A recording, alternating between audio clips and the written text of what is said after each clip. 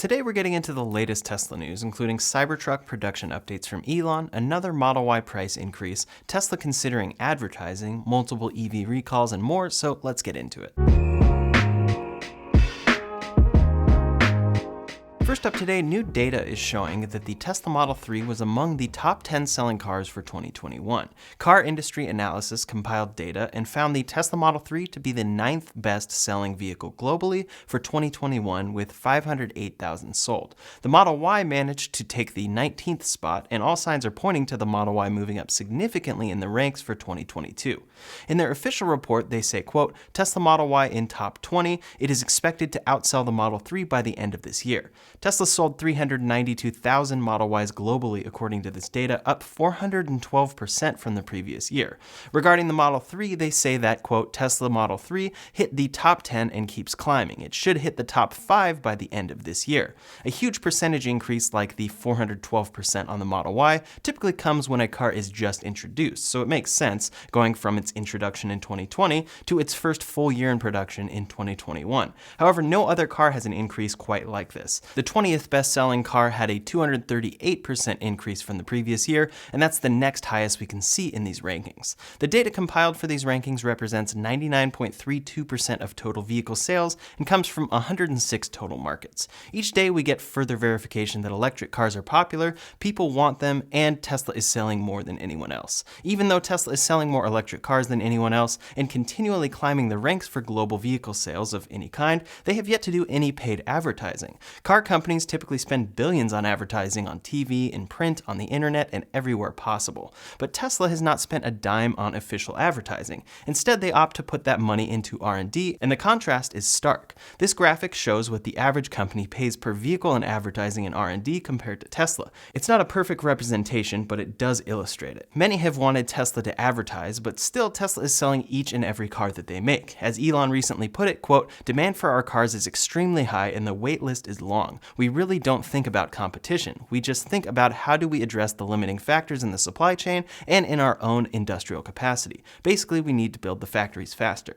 If they have no problem selling their cars, they really don't see a reason to advertise, but in a recent interview with Tesla owners of Silicon Valley, Elon expanded on how not advertising does affect their press. He has reiterated Tesla's stance many times, saying that, quote, Tesla does not advertise or pay for endorsements. Instead, we use that money to make the product great. But in this interview, he said, quote, maybe we should advertise because the traditional media will not run negative pieces about automotive because automotive is one of the biggest, if not the biggest advertisers in papers. Tesla is basically free game. It's safe to say that if they run a negative piece about General Motors next to a General Motors ad, General Motors marketing executives are going to call them up and ask, why did you do that? We will be spending nothing with your publication next year. Of course, there are many factors at play here and why Tesla continually seems to get bad press, but this definitely could be a piece of the issue. His example is right on, and unfortunately this does happen. You can't bite the hand that feeds you, at least not too hard, so Tesla is an easier target than other companies. One fascinating thing for advertising though is how much Tesla wins when other companies showing off electric concepts advertise. At the last Super Bowl, multiple companies ran ads on their upcoming electric vehicles, almost none of which you can actually order or purchase today. They are upcoming and definitely very exciting, but Tesla makes lots of electric cars today, and it seems that many understood this since Tesla's orders shot up dramatically the day after the Super Bowl when they didn't run any ads. Tesla benefited from other companies advertising, so at the end of the day, them not advertising isn't affecting their sales. Eventually, it could hurt their reputation though, unfortunately, so Elon is considering it. Next up today, in that same interview, Elon Musk gave a few updates about the Cybertruck. The Cybertruck, of course, has been heavily delayed, and multiple companies have launched initial deliveries on their own all-electric trucks. This has many worried, but Elon has held firm that the delays are a result of battery supply issues. They only have so much supply to work with and want to keep shipping the cars they are selling well. Recently, though, we've seen quite a few revisions on the Cybertruck design. There are now at least 3 prototypes we regularly see out in the wild being tested with or shown off at Tesla events, and there are some notable changes on the truck.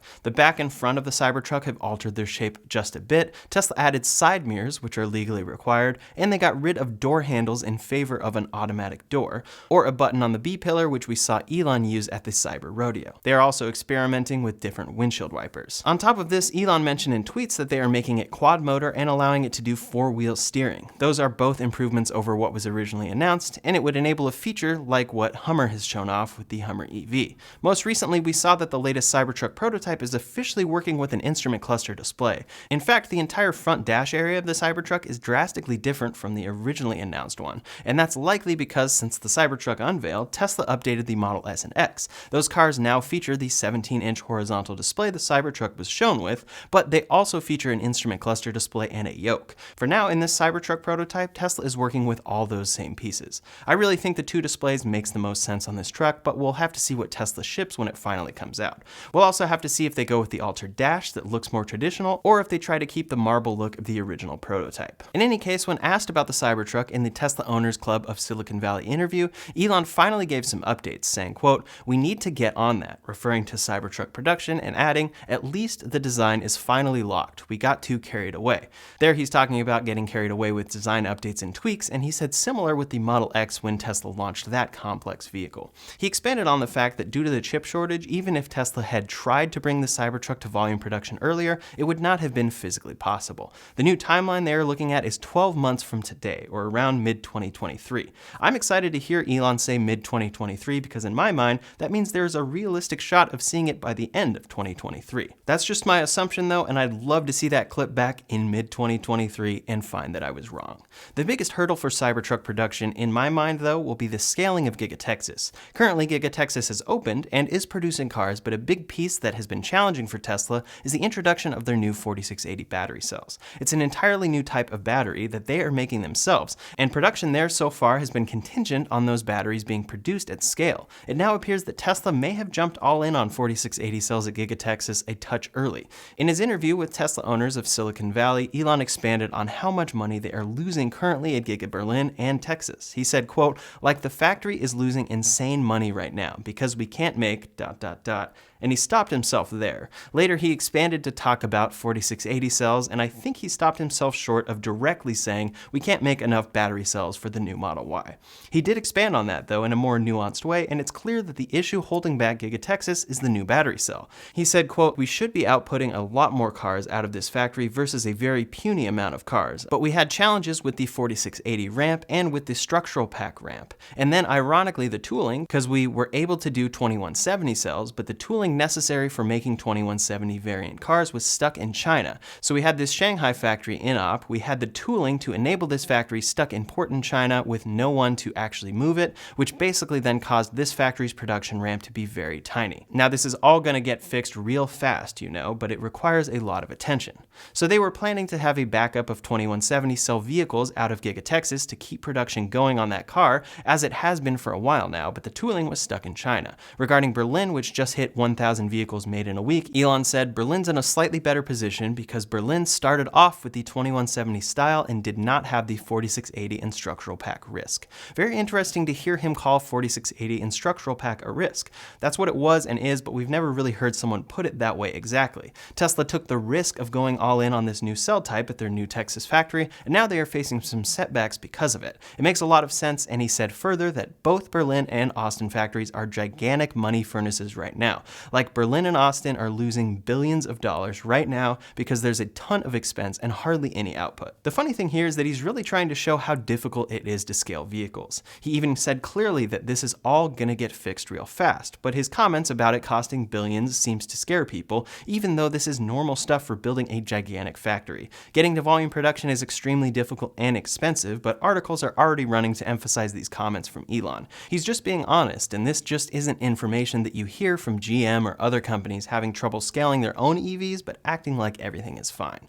With all that said, Tesla is still producing cars out of Texas, and now they are expanding availability. The 4680 Giga Texas made Model Y is showing up in inventory for customers in Miami and other areas with multiple available. This is confirmed to be this configuration because of the range in 0 to 60 along with all-wheel drive, but notably the price has already increased. Originally, pricing for employees and a few initial customers came out at $59,990 for this car. Very high for standard range at the time, but now that the Model Y has gone up to $66,000, it made more sense. Unfortunately though, already the Model Y from Texas has increased its base price by $2,000, up from $59,990 to $61,990.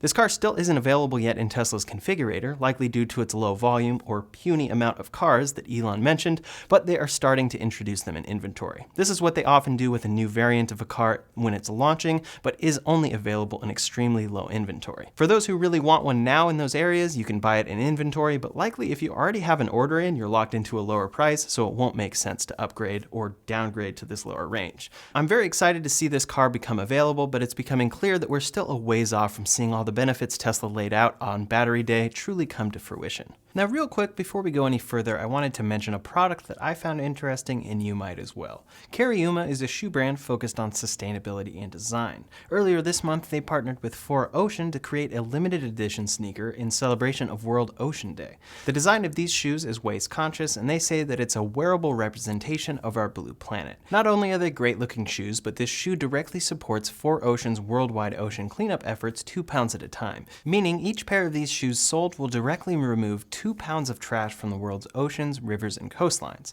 Inside they feature a memory foam insole, so they are very comfortable, and outside they are made of high quality recycled materials. The 3 main styles are white, blue, and gray, and each will be linked below. I just ordered a blue pair myself, and these shoes are a great way to buy some nice stylish shoes while supporting a sustainable future. Check them out linked in the description below. Next up today, Tesla's chief designer, Franz Von Holzhausen, is well known at this point, but many don't know that his wife has a company called Von Holzhausen. They make a variety of high-end products, but recently they just announced a partnership with Unplugged Performance. They posted a teaser video on June 16th, and this clearly showed a refreshed Model S with entirely updated leather-style interior. Unplugged Performance officially announced this product, saying, quote, "Unplugged Performance is proud to partner with Von Holzhausen to exclusively offer the ultimate guilt-free luxury interiors." And they showed off official photos of what it looks like. This interior features Von Holzhausen's materials, lightweight design, color options of black, stone, caramel, and cherry, and a starting price of $29,995. Unplugged Performance is taking reservations for this now, and it's clear that the price is so high because of how well integrated it is into the interior. This looks exactly like the interior Tesla ships, but in a different color and some upgraded materials, and it looks very impressive. That price is definitely too much for me to ever consider, but it's a beautiful looking upgrade to the refreshed Model S. Omaze is even running a giveaway of a plaid with this updated interior, among other UP upgrades. Next up today, an interesting battery update from Samsung. Recently, we've heard that LG and Panasonic are planning battery factories to make 4680 cells for Tesla. Samsung is another large battery supplier working on 4680 cells for Tesla, but they are also trying different variations on that cell form factor that they plan to provide to other manufacturers. According to the ELEC, quote, "Manufacturers could stack 2 levels of 4640 cells, one on top of the other, to create a dual-level battery pack. While that arrangement may be somewhat heavier and cost more than a single layer of 4680 cells, it could offer benefits such as better control of battery cell temperatures within the battery pack. The 4660 cells would allow a manufacturer to have a somewhat lower floor height in a finished car. Apparently, the primary purpose for a short cell is better control on production quality, according to Samsung. In some ways, it will complicate things, but in other ways, it could make production simpler. Reportedly, BMW is considering switching to round cells manufactured by suppliers and Samsung SDI, so these could be something Samsung is working on for BMW. It's extremely interesting to see different cell form factors come out, especially since we talk so much about 4680s. 4640s and 4660s could soon be on the market, and with enough time, there may be so many different form factors that we lose track and just buy a car with batteries. Last up today, some updates about other automakers. Rivian is planning to install a new 2.8 megawatt wind turbine on the east side of their Normal, Illinois manufacturing plant. This wind turbine will specifically provide clean energy to charge new R1 vehicles for the first time. They said for the noise of the turbine that, quote, "Sound is estimated to average 35 decibels and reach a maximum of 42 decibels, about the level of a refrigerator." Pretty cool to know for sure that your new electric car is coming with its first charge of completely clean energy. Toyota and Redwood Materials have announced a collaboration to create a, quote, "battery ecosystem across their lineup of electrified vehicles that encompasses all steps for full circularity." Together, Toyota and Redwood will work to seamlessly incorporate battery recycling through domestic battery materials manufacturing into Toyota's battery production strategy. Great to see other automakers focused on battery recycling, which will become more essential in the years to come. But also for Toyota this week, all BZ4X vehicles have been recalled. This is their new electric car, and the recall is because the wheels could potentially fall off, a severe recall. They said, quote, after low mileage use, all of the hub bolts on the wheel can loosen to the point where the wheel can detach from the vehicle. If a wheel detaches from the vehicle while driving, it could result in a loss of vehicle control, increasing the risk of a crash. I mean, yeah, if the wheel falls off. Toyota is asking owners not to drive until the investigation is complete and an official recall is issued. It currently affects 2,200 cars in Europe, 260 in the US, 110 in Japan, and 20 in Canada. Hopefully that gets fixed very soon. Porsche has recalled 12,000 Taycan electric vehicles in the US due to problems with the center screen. Reportedly, the screen may not come up when the vehicle is started, and it prevents the driver from seeing the rear view camera and potentially 360-degree view. Luckily, it seems like a fairly simple wiring harness repair at a dealership. For Mercedes, they have announced that their Vision EQXX concept vehicle has successfully traveled 750 miles on only a 100 kilowatt-hour battery pack. This car is made to be ultra efficient, and they achieved that range at an average speed of 52 miles per hour. The trip took 14 hours and 30 minutes. Production of that car likely won't happen, but the technology being pushed like this is what matters, and I love to see it. I don't think 750 miles is necessary, but if they can achieve ranges like that, they can implement this technology on a lower range vehicle at a lower cost. That's all the latest Tesla news for today, so in the meantime, if you want to see the top 10 advantages to owning a Tesla over a gas vehicle, you can check out that video linked up here or in the description below. Thanks so much for watching, and I'll see you on the next one.